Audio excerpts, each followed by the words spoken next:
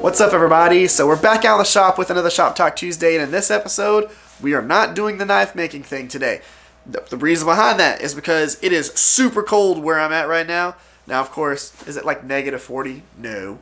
But it is like 1 degree outside, and it is not letting things dry and cure how they need to dry and cure. So yeah, I'm going to take some of that stuff inside, but I figured I want to go ahead and talk for a minute today about a couple of different things that I get asked about all the time. Now, for one, let's go right into it. How did I get into knife making? Why do I do this? You know, how do I, like, several people want to get into this, and they ask me how this process happened for me. So for one, just like a lot of people that got into knife making, I watched Forged in Fire. Now, Forged in Fire didn't initially make me get into knife making. I didn't go and watch an episode and say, I want to do that. Forged in Fire actually turned me away from knife making initially. I was always a knife collector. I collected knives for like 20 years. But whenever I initially started watching Forged in Fire, it set like unrealistic expectations for what knife making was. At first I thought, okay, so do you really have to make knives that fast? And are people really taking motorcycles apart and benches apart and making knives out of them all the time? Is this what people are doing? Of course, I kind of understood because I knew different types of knife steels for, you know, my Spydercos and other knives that I collected and stuff like that. But anyways, when it came to the knife making and the blacksmithing side of it, I thought, or bladesmithing side of it, I thought, this is kind of crazy. Do you have to have presses and power hammers? Are the real tests of how good your knife is? Do those tests consist of antler chops and smashing them into 50-gallon steel drums and armor and all that stuff? Are people really doing that? And I didn't have any of those tools. I kind of wanted to try it out, but I didn't have any of those. I didn't have a forge. I didn't have presses and power hammers and anvils. And then I started getting into just kind of researching how much that stuff costs. And I thought, what? You know, some of these things are like $3,000-$4,000 a tool. And I was like, there's no way I'm going to get into that. But then I watched an episode where my friend, his good friend now, Jeff Peters, went on there, and whenever they do the whole thing where they send you home, he was doing his sword build in a one-car garage with just normal tools. You know, he did have some better stuff, but it was still just like a simple set of tools in a small, simple shop. And I had some of the tools that he was using, and I thought, I could probably do that. So I ended up looking Jeff Peters up on Facebook, and I saw that he had a Facebook page called Oval Forge. I went on there. I was a knife collector, so he was doing a raffle for a couple of his knives, and I won one of his knives, and it was a Ferris rasp knife. And whenever I got it, I was like, I've got files and rasps. I could probably make one of these. So then I watched a couple of YouTube videos of people making file knives, and I thought, okay, I'm going to go ahead and try that out. I sent him a message and said, hey, I'm thinking about doing this. Do you have any tips or tricks? And he replied back to me and gave me some good tips and tricks, and I thought, this is really cool. I didn't even know if he was going to message me back. And he did, because the knife making community is awesome. And it is an amazing brotherhood of people who will absolutely talk to you about knife making, no matter where they're at within their level or their amount of celebrity. They're just awesome. So, did that, made my first knife. It was a successful knife. And I thought, this is really, really cool. Of course, I got that video on the YouTube channel. I filmed the whole process of me making my first knife, and it worked out really, really well. I will tell you this. The evolution of knife making is learning when to edit yourself within your knife making. But, so I did that, made the first knife, and it didn't go viral. It was not a viral video or anything like that. I didn't get my viral video until a few knives into making knives. But, and that was, of course, the heirloom knife, which probably the reason why most of y'all actually follow me is because of that knife build. Now, whenever I first started doing this, I was watching other YouTubers make knives, and I was trying to learn from all the time lapses, and y'all have probably heard this a few times. Whenever I first got into it, it was just trying to figure out through the time lapses the actual steps and processes. And whenever I first started making knives and really getting into the process of making all the different parts of the knife and, thinking through all the different steps, I realized that a lot of people who were putting out those videos were kind of skipping steps because they were skipping what they thought were unimportant and what they thought were uninteresting steps. So they were time-lapsing through a lot of stuff and they were skipping certain things. And then you had your Simple Little Life and your Walter Sorrells, and you could watch those and kind of get more of the knowledge out of it. And whenever I first started doing this, I was thinking that I was going to do it like the guys who just time-lapse, have the music, don't do any of the education, just, see how that goes. But then I started thinking about it, and I figured, why not try and change this thing up? So I started doing the Shop Talk Tuesdays. Now, a lot of people have kind of taken that on, and there's a lot more educational knife making channels now than there were whenever I first started doing this. And hopefully I've been able to influence those people into doing their educational stuff that they do now.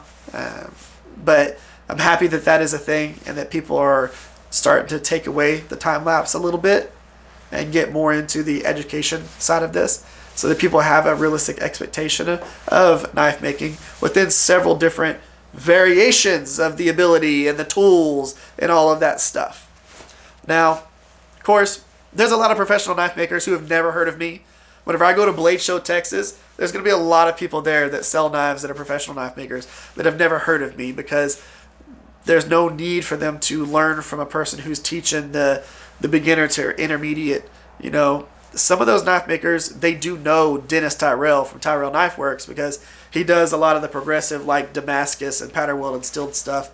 So there's going to be people that have known and learned and watch his videos that have no clue who I am. There's going to be some people that know who I am that don't know him, but that's not going to be too many people. But when it boils down to it, it was just the evolution of this. I kind of wanted to be a knife maker as a hobby. I didn't think whenever I started that I was going to be a person who taught knife making or that I was going to be a teacher within this. But that slowly evolved into me doing what I do now. And I really enjoy that. Now I get to do it full time and I get to teach it full time. And the cool thing about me and this channel is I do all of this stuff without there being any cost to y'all. There's a lot of knife makers out there that actually make pretty decent money off of teaching classes. Eventually, I will be teaching classes in this shop, and I'll be bringing a couple of people at a time and doing the classes. That's going to end up happening this year, so y'all will have that. But I love the aspect of teaching on this platform and being able to do that and showing y'all my evolution as I grow. Now, the big thing for me to tell y'all is try to make the things that you want to make and edit yourself. So if you design a knife, make that knife, edit it, and then figure out what I mean by edit is figure out what works and what doesn't work. Figure out that process in it. That's what I do. I got a lot of profiles here. I got a lot of profiles in the other shop. I've been able to do a lot of this stuff, edit it down to where I am comfortable with being able to make a profile, handle profile, the blade geometry, whether it be something like an EDC or a chopper, understanding what needs to go where. Now, of course, I tried to make it a little bit easier on y'all, and I have those templates for sale on the website. So if you decide that you want to try something out, you can use it to be able to make your first knife, or maybe it's your fifth knife or whatever, and then you can kind of edit yourself from there. But the big thing for me is I've been able to just gradually progress through this. So I started out watching the shows and the YouTube, and then kind of got into knife making, and then started educating with the knife making, and then turned into full-time knife maker, and it's awesome. I love this craft. I love making knives. I loved knives before I made knives. And the cool thing about this particular hobby is you can kind of pay yourself back for it. Are you going to become rich off of making knives? No, but it's definitely one of the hobbies that you can break even on. To some people, that might be ridiculous. Why would you want to do something that you can only break even on. Don't you want to make money off of it? Well, sure. A lot of people want to make money off of it, but there's a lot of hobbies out there that you could do where you never break even on. Fishing is not a cheap hobby. Golf is not a cheap hobby. Cars, not a cheap hobby. There's a lot of things that are not cheap and that you never make your money back on. This cool thing right here, you can sell the knives that you make and make some of your money back to buy new tools and more tools. That's a cool hobby, and I enjoy that. I've been able to pay myself back for everything that I have here. Everything that I have, my shop space, the camera stuff, all the things that I use tools-wise, everything's paid for itself. So I love that aspect of this hobby because I've had a lot of hobbies in the past. I was like a hobby collector, and like none of those paid for themselves. None of them. Other than my cars. I do buy my cars in a way that I can sell them at any point and make a profit off of them. So that's a good thing. But when it comes to knife making, you know, it's just being willing to progress and edit yourself and figure out what works and what doesn't work and go through it. Now, I will tell you this. Some of the things that I've been able to use to learn, other than the YouTube videos and other than the people that I've talked to, it's going on to forums and going to different Facebook pages and stuff like that and just reading all the stuff that's in there. The forums are really helpful for heat treating and books on figuring out some of the metallurgy. Now, I still don't know all of the metallurgy terms and words and all that stuff, but I've done a lot of research on the heat treating process of, you know, normalizing, of thermocycling and doing different steels and the right ways to heat treat and tempering for what temperature at what times. I've done a lot of that research to make myself better within knife making. So when it comes to knife making, you can be really good at handle profiles, really good at blade geometry and profiles, and horrible at heat treating and tempering and getting that, you know, your heat treat right. And you'll make a knife-shaped object that looks pretty but is not a very good tool.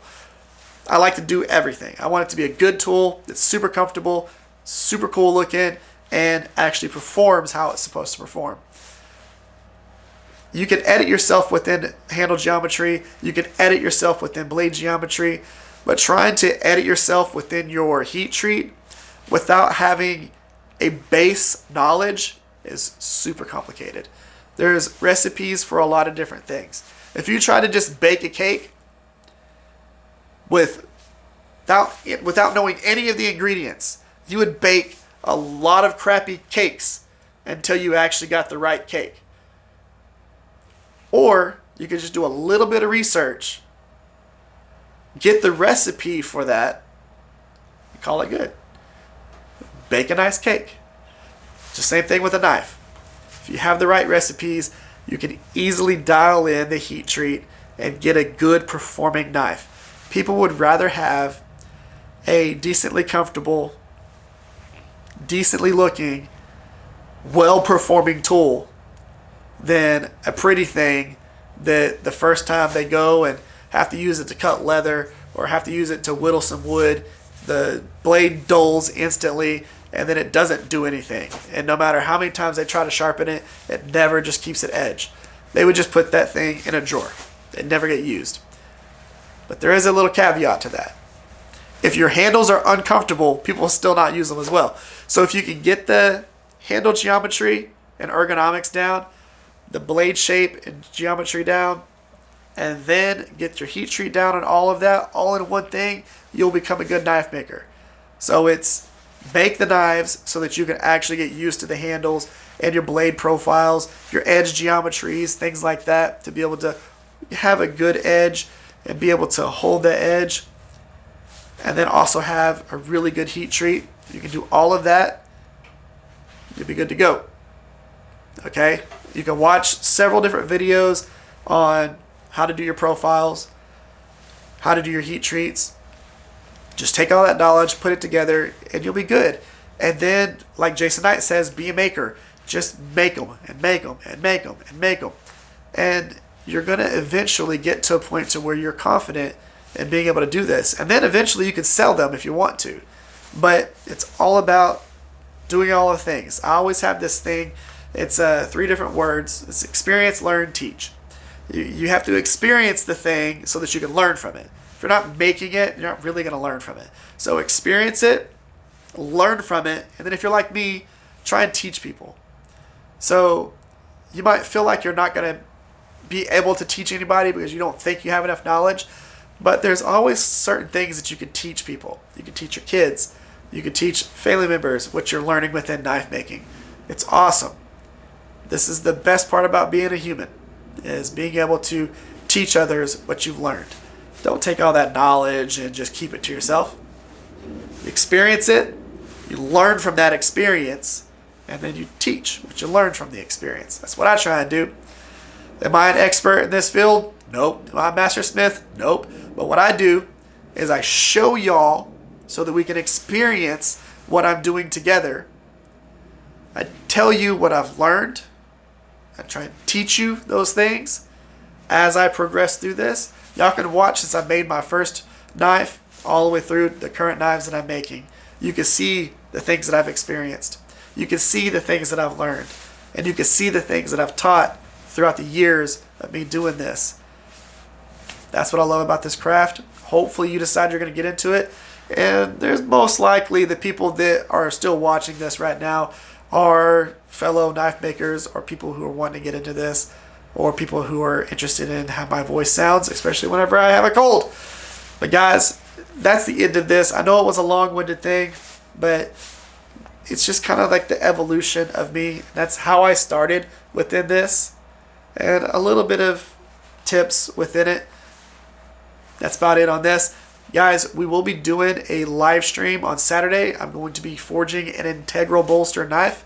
It's going to be like a 2.5 hour live stream. We're going to get a lot done, and hopefully y'all are excited about that whole forging live stuff that we've been doing. So we'll have that. Make sure you come by. It is every Saturday at 7 p.m. Central Time. You don't need a notification because it is Saturday, 7 p.m. Central Time. I'll still give y'all a notification. I'll probably put a notification Friday night and then Saturday around noonish, just to give y'all another reminder that I'm going to be going live. But yeah, we'll be live forging an integral bolster knife. Make sure you come by, hang out, and make a knife with me. Guys, that's the end of this video. Next week, we're finishing this knife with the stuff that's down here, with a cool handle material that y'all haven't seen me work with yet. Y'all have an amazing day. Y'all stay safe out there, and I'll catch y'all next time.